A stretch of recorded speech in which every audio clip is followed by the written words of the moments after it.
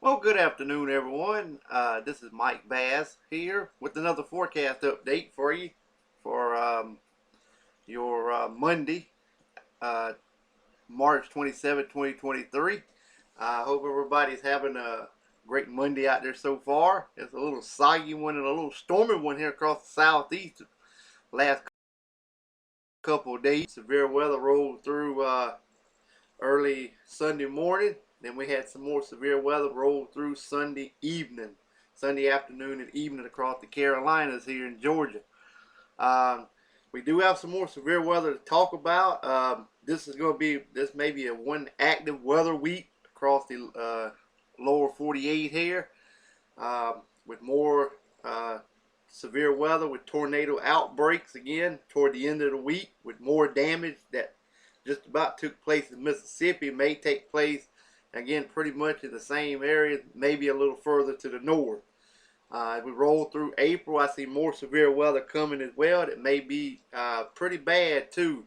Just wanted to get the word out on that as well. Anywhere from east of the Rockies, well, I'm gonna say anywhere across the lower 48, something major could happen with more severe weather on the way. Okay, if you like my videos, subscribe to my channel, like these videos and share these videos and get them out to as many people as possible. This helps the YouTube algorithm to get the videos out to more people to view the my weather forecast content. Okay, in today's video we're going to talk about the satellite loop for the lower 48. We're going to take a look at the Watches Warning Advisory map. Also, we're going to take a look at the weather radar across the lower 48. Also, we're going to take a look at the Storm Prediction Center outlooks for today and again for day 4 and day 5. We may take a look at sneak peek at day 2 also, but there's a chance of some severe weather across northern Florida for your Tuesday. Okay, well, let's go ahead and get the show on the road here. We're looking at the satellite loop across the lower 48. Here's that system that moved through the Carolinas. That's that first batch that moved through. Here's another little second batch moving through. We got fair weather back to the west. I'm expecting this little front to slowly drop to the south, maybe over northern Florida. So that portion of the Carolinas should start drying out, and also some sun should break out later on this afternoon as well. But we do still have a marginal risk of severe weather possible over portions of South Carolina, and a slight risk over southern South Carolina down towards the Charleston area, and also back into southeast Georgia and also northern Florida. We'll get to that in just a minute in the Storm Prediction Center outlook. We got another little system over here in the plains. We'll continue to drop to the southeast. That may produce a little something. The storm system you see over here in the Gulf of Alaska, upper Gulf of Alaska there, may move. This is the weather maker that should produce the severe weather coming in. This one, and the southern jet will both combine. The northern and southern jet will combine pretty much right over the central portion of the United States, and that's why I'm expecting severe weather in that region. Alright, let's go ahead and take a look at the watches, warnings, and advisories across the nation. As you can see, it's quiet in the northeast. We've got maybe about 3 or 4 counties down around the Jasper County area, up towards maybe toward Allendale, up to near Allendale County. Also back over into southern Georgia. Also back into southeast Alabama. We got some severe thunderstorm watches there. For a few storms may become severe. We got a little marine warning right off the coast of Charleston there. Also, we got a flash flood watch, a few flash flood warnings also over in Georgia, and a flash flood watch also in portion of Alabama. We got winter storm watching, winter weather advisories over Nebraska, Kansas, and Colorado.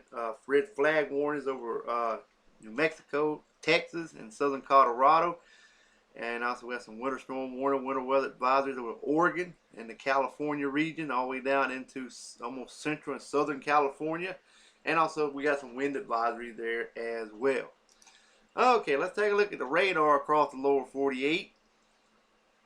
We got some snow and rain showers over the north portion of the northeast and Great Lakes region. We got that little shower activity moving off the Washington, D.C. area. Here's that little line of showers and thunderstorms extending from near Alabama, southern Mississippi through Alabama and central and southern Georgia and southern South Carolina and over into the PD region. This here will be heading toward the Grand Strand region of South Carolina and also down toward the low country. So any of these yellow bands of shower and thunderstorms could become severe at any given moment. So just want to give a heads up on that. Also, we got some snow flying over Colorado and also a portion of Nebraska and Kansas where you've seen that winter weather advisory, winter storm warning there. A few pockets up here in North and South Dakota. There's more more rain and snow showers over here across Oregon and coming into California.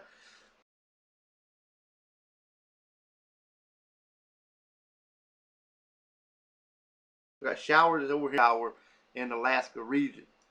All right, here's a look at the Storm Prediction Center outlook. This is what I was talking about earlier in the broadcast.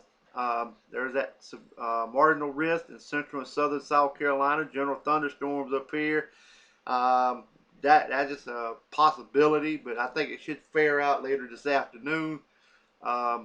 Slight risk down here from southeast Alabama through central and southern Georgia and also into southern South Carolina. Marginal risk all the way in the east. General thunderstorms over Kansas and Nebraska there with some of them snow showers, maybe a few little thunder snow showers there. All right, tornado probability, 2% in the green. Southern South Carolina and southern central Georgia. Also over here, southeast Texas. 2% area, Houston, Texas, Pasadena, Texas, Beaumont, Texas, Charleston, South Carolina, and North Charleston. All right, let's take a look at the winds. All right, 5% in the brown, extended from southeast Texas all the way through southern South Carolina. Also the 15% also in southern Alabama and southern South Carolina, central and south Georgia. All right, 5%, Houston, Texas, New Orleans, Louisiana, Baton Rouge, Louisiana, Montgomery, Alabama, Mobile, Alabama.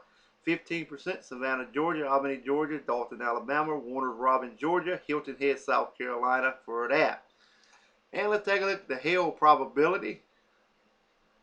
That's just 5%, extending from southeast Texas into southern South Carolina. This includes Houston, Texas, New Orleans, Louisiana, Baton Rouge, Louisiana, Mobile, Alabama, and Columbus, Georgia.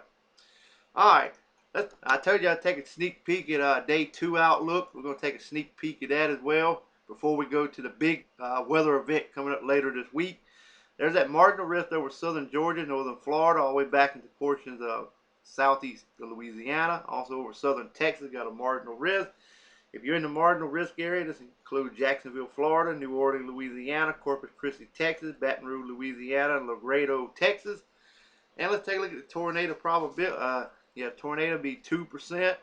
This would include Jacksonville, Florida, New Orleans, Louisiana, Baton Rouge, Louisiana, Mobile, Alabama, and Tallahassee, Florida. All right, the winds 5%. In the brown there, this includes Jacksonville, Florida, New Orleans, Louisiana, Corpus Christi, Texas, Baton Rouge, Louisiana, Laredo, Texas. And let's take a look at the hail probability. We got 5% pretty in the brown here across Louisiana, southern Mississippi, and southwest Alabama. And also over southern Texas. This includes New Orleans, Louisiana, Corpus Christi, Texas, Baton Rouge, Louisiana, Laredo, Texas, and Mobile, Alabama.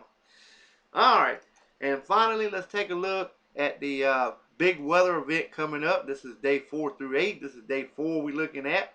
We got a slight risk of severe weather. I would not be surprised. This could be upgraded to a enhanced risk in the 15% area, but right now they're just seeing a 15% right now. All right, so if you're in the area, this includes Oklahoma City, Oklahoma, Tuscaloosa, Oklahoma, Wichita, Kansas, Aberdeen, Texas, and Norman, Oklahoma. And let's go ahead and take a look at day 5.